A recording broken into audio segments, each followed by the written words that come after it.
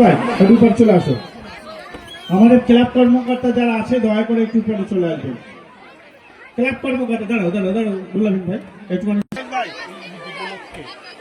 গ্রামের ছেলে মেয়েদেরকে হাসি ফোটাতে এবং যারা অভিভাবকরা আছে তাদেরকে হাসি ফোটাতে করেছে। তার সাথে গার্মেন্টস ইফতার মাঝে ইফতার আয়োজন নির্দেশ করেছিল, পাশাপাশি নতুন বস্ত্র বস্ত্র আজকের উপস্থিতি বলবেন খুব ভালো লাগবে। এবারে স্পোর্টিং ক্লাবের সকল কর্মকর্তাকে ধন্যবাদ জানাই।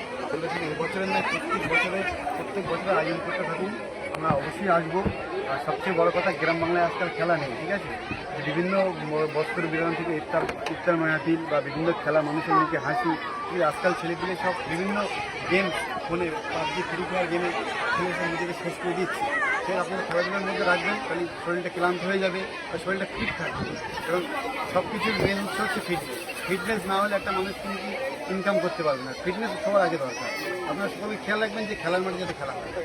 এই আজাদ স্পোর্টিং ক্লাব যদি যারা ছেলেমেয়েরা যারা খেলতে পারে না, প্র্যাকটিসের ব্যাপার থাকে, যে আপনার সাথে যোগাযোগ করে আপনি কি সহযোগিতা করবেন? অবশ্যই সহযোগিতা করবো। আপনারা জানেন যে বরিশাল সাব ডিভিশন থেকে এবছর সিএবি 13, 14, 18 প্রায় 40টা নতুন ছেলে বা তাদের এজেস 7 মাস তারা কলকাতার বিভিন্ন ক্লাবে খেলেছে। তার মধ্যে অনেকে দেশের আছে, আরও অনেকেই আছে, আমি সবার নাম বলতে পারছি না।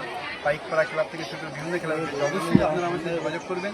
ক্রিকেট হোক, ফুটবল হোক, আমি আমার যতটা সম্ভব চেষ্টা করবো তাকে কলকাতা মাঠে খেলানো। বা আপনারা আমার জন্য আশীর্বাদ করবেন, আমাদের আরও ভালো জায়গায় যেতে পারি।